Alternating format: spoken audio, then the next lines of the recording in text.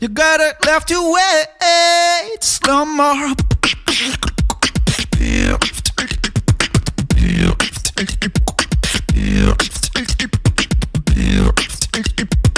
My friend Takoda has released a new beatbox track called Wait, and I will show you how I mixed the audio of the project. The first thing that you can notice is that we made a lot of recordings, and these are not all the recordings, these are just the ones that were usable. The more tracks you record and the more tracks you are proud of, the better it is for the mixing engineer, because it makes more material and it will serve the final result. The gear we used to record the track is this microphone, the SM7B, and I used the Audient ID14 to record the track. If you are a beatboxer, please don't use the loop station RC505 for recording studio projects, because the quality of it, in my opinion, is not so professional. The reasons of it, in my opinion, is that the RC505 is pretty much boxy in terms of sounds. I am recording this video with the RC505, but for the voice, in my opinion, it's okay. But when I do kicks, they are pretty much boxy.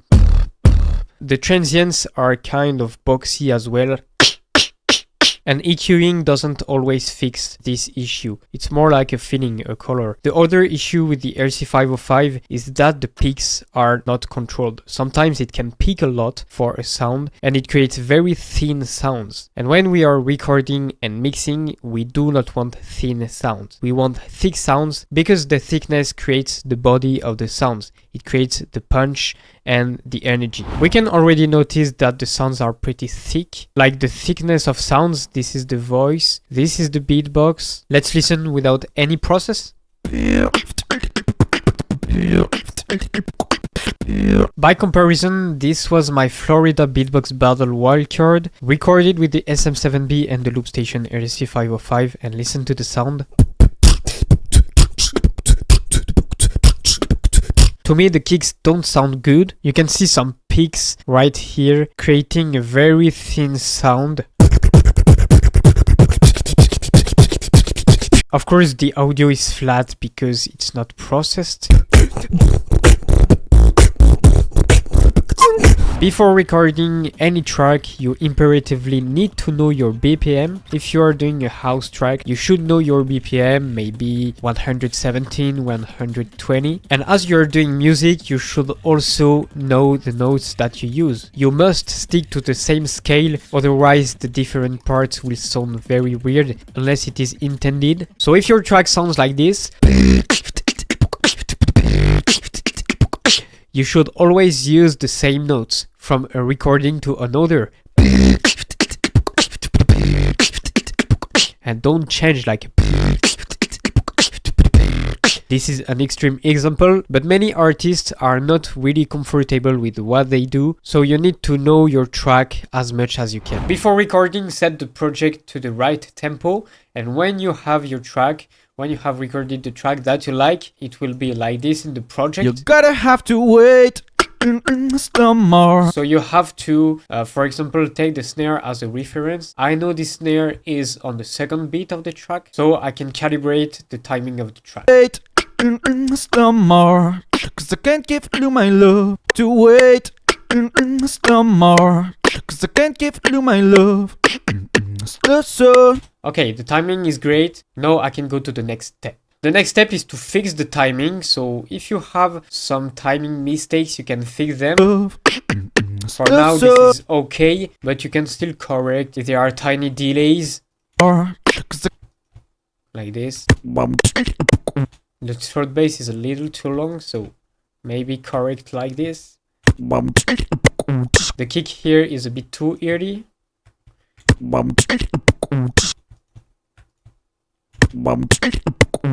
So you get the process and you do this all along the track. Now the next very important things that I did is to fix the inconsistencies of the track. Listen.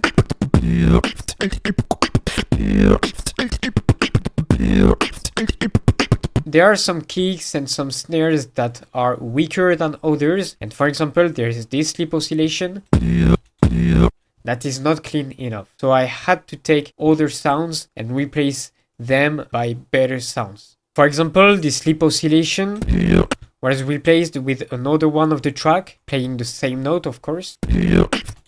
For each lip oscillation, I layered with the kick.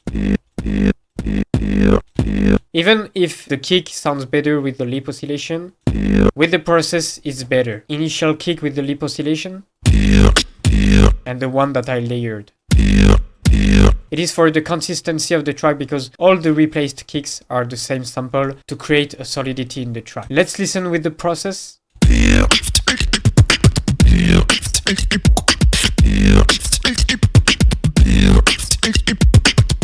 And let's listen without any process.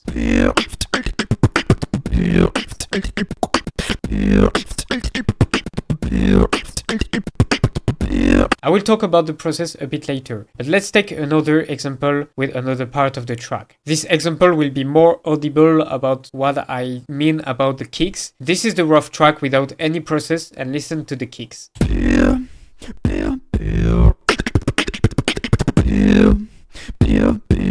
You can notice these two kicks are very weak compared to this one. And to balance it all, I got rid of every kick of the lip basses with a fade effect.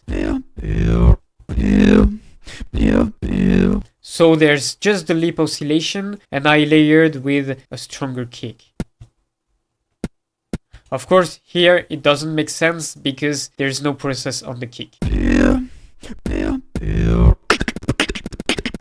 To show you that it makes sense doing this, let me show you the process of the kick. So that's the kick in solo. It's a very weak kick. The first thing is that I send the kick into a track on which there's an EQ. The EQ is dynamic. There's a little boost on the 2020 Hz to give some body to the kick. And there's an attenuation on the high end because the high end of this sample was a bit too harsh.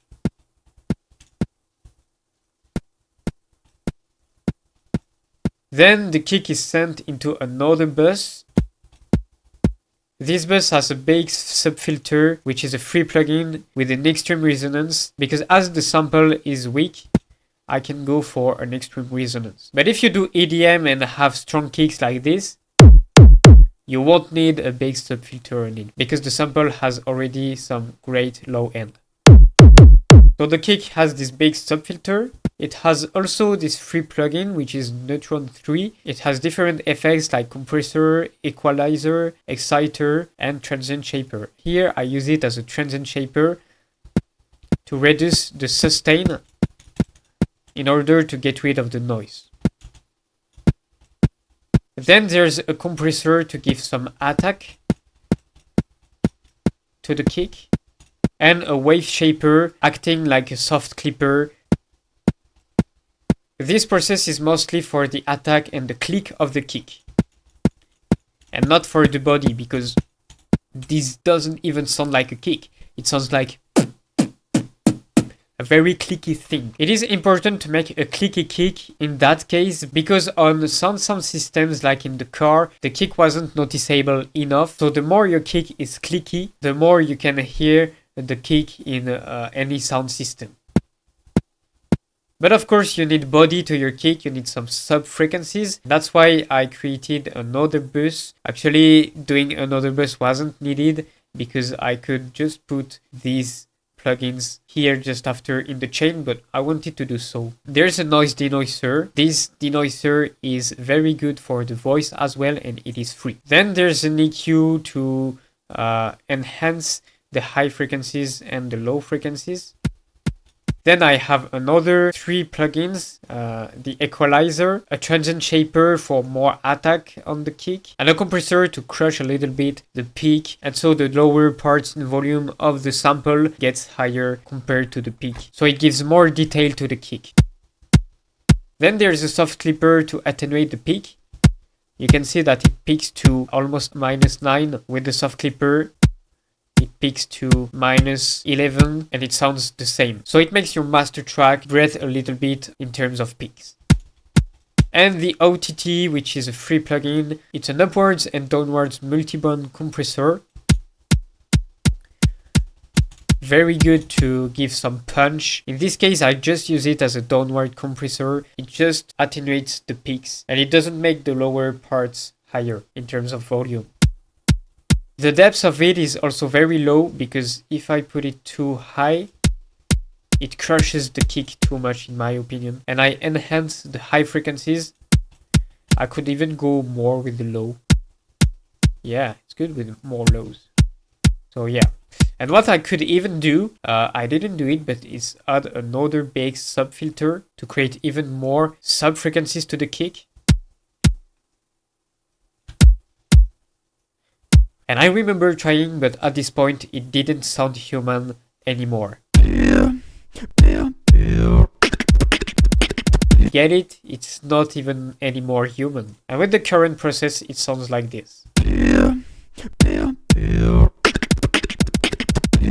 So it's a little bit better in terms of humanity, but you can still feel something that's out of place. It's because I didn't show you yet the process of the whole beatbox. Let's now dive into the beatbox, how it is processed. In the first place, the beatbox track is sent into a bus, and there are these two elements. This one is not used, so I can already remove it. There's a compressor and there's an EQ. The compressor is not really needed for the beatbox itself. I need this compressor because there's singing in the track. You gotta have to wait, the sun. It's very loud if there's no compression like this. The sun, to wait, the sun. It's no more. It's very loud. You gotta have to wait. So I need this compressor. This is an upward compressor, so everything that's loud will be lower in terms of volume. You gotta have to wait, no more. To wait, the sun. It allows balancing the volume of the whole track and especially in the loud parts of the singing. Got it. This compressor is free and you can see the amount of compression here. Got it. So it releases of 2.4 dBs. Got it. And then this compression is dynamic. It serves for the lead bass mostly. Giving more bass to the lead basses. But that's not all for the beatbox. The other thing that you can find is a layer for the snares. There's a transient layer, meaning that I took a sample of a snare in the track that I liked and I isolated it and layered it with the main snares to give impact, playing at the same moment as a snare.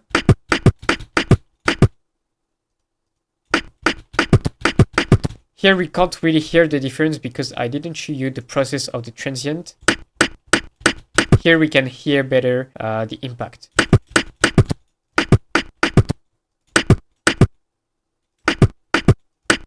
And this transient has different processes like an equalizer. I'm getting rid of the very low frequencies. You can do a boost at 3000 Hz for the body of the snare. And for the clarity, I have a boost around 5000 Hz. Then we have some equalizing again and a compressor. We have an OTT for the texture and the impact. Still only as a downward compressor, and a wave shaper acting like a soft clipper, a little bit more aggressive to create thickness to the snare, to the transient, and to attenuate the peaks. Without the wave shaper, it peaks at -3, and with the wave shaper, it peaks at -7, and it sounds exactly the same. So now you can hear a very clicky thing on all the main snares, like on beats 2 and 4.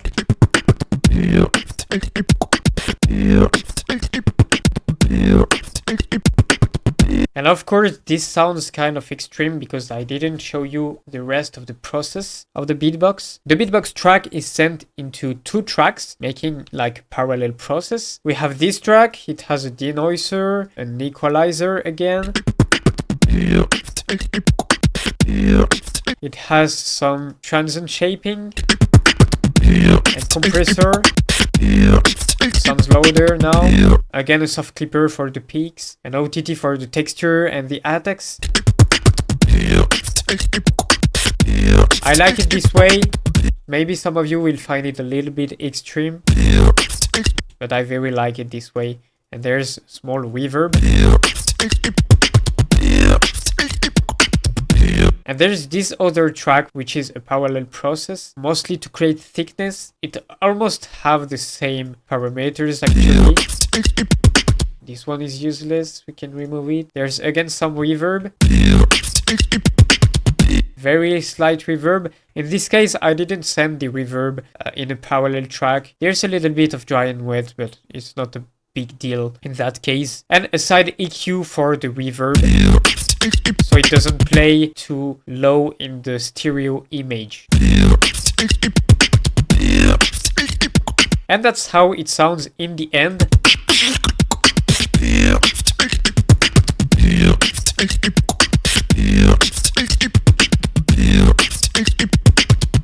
So the kicks are pretty much natural, snares too. Let's listen before and after the process.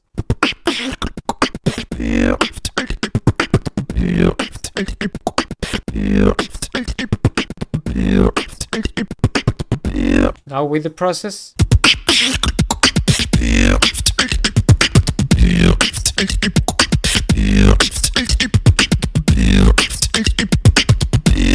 Let's compare now with another part of the track. Here we go. What would be nice to see here is to disable the kicks track and to enable the original kicks that's used in this part. Disable all the processes. No process here.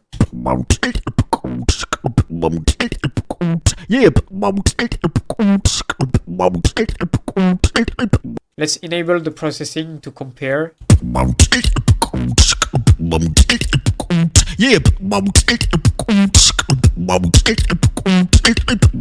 Much better, but I didn't enable the kicks, so let's enable the replaced kicks with the processing, so that's okay, and notice the difference.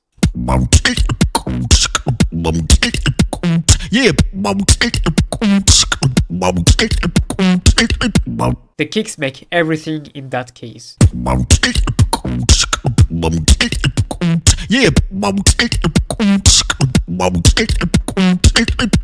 Let's compare for this part without any process.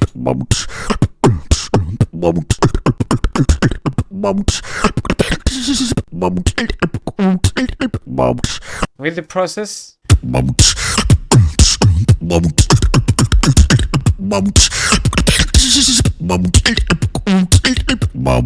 And also another reason why it is important to isolate the kick and process it differently is that here you can hear the kicks have the reverb applied. Of course, I could tweak the reverb not to have the low frequencies being affected to the reverb, but I prefer dealing with the kicks being processed differently because I want the throat bass to have some reverb.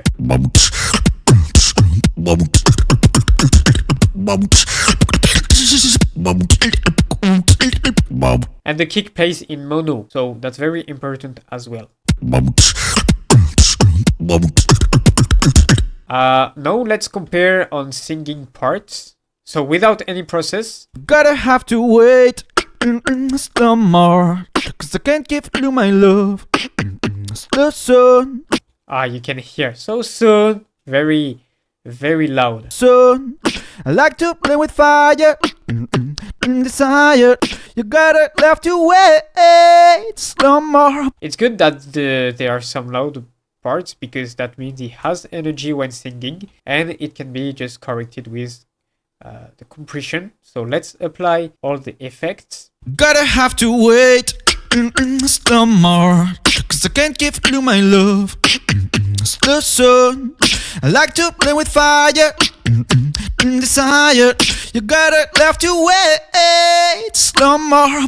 The singing is much brighter after processing and also more balanced in terms of volume and the little reverb giving character to the voice. The last thing that I want to cover about this track is that we had to pitch correct the throat basses. That's why you see so many throat bass samples. These are pitch corrected. Like you can see, I isolated the samples and I pitch corrected it to the theoretical notes that should be played in the track. Let's listen without this pitch correction and without the timing correction also. Yeah.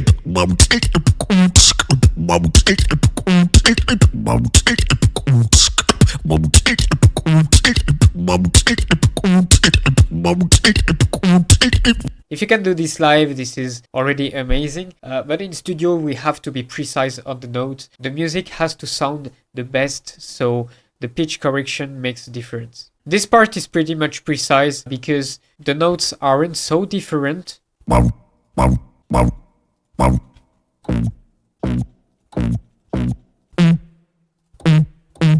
Here you can hear the note is not the same.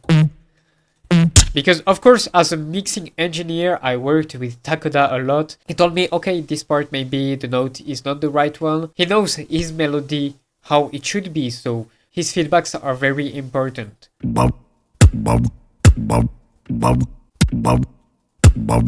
The note here is a little bit different, but it's a matter of sense. It's not even in semitones. This is a process. When you work as a mixing engineer, work also with the artist. It's very important. But anyway, in most of cases, as we are humans, we can't have 100% precise timing. We can't have 100% precise pitching. And that's not the goal neither, because otherwise we would sound like machines. But the goal is to find a balance between what's very off pitch, off timing, and what sounds good. So the goal is not to have perfect pitches, perfect timing. We can allow ourselves, of course, having some slight delays on the timings, some slight detuning, de-pitching. It's okay. The goal is to have a track that pleases the artist. As a mixing engineer, you are here to embellish the track, to make the track sound good with your technical skills, your technical abilities,